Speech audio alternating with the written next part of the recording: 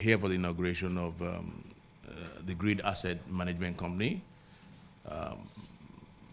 otherwise known as GAMCO, which is basically to optimize and revolutionize the power generation and particularly the transmission sector.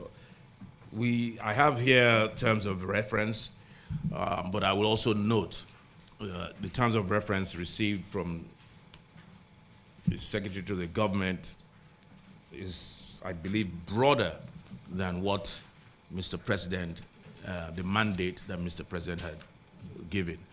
I think we should stick to the mandate, which is to look at the legal implications, if any, if there are overlaps, if there are things we need to correct in terms of establishing and setting this up.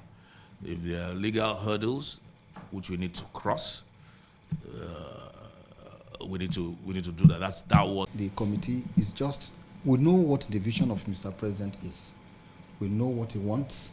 Our own obligation or duty is to ensure that we achieve this without running foul of the law or disrupting existing arrangement in a manner that will negatively impact on our vision or mission in this regard. Of reference, very well structured, and I align myself with the submission of Honorable Attorney General, and to admit that this is very innovative and must be supported,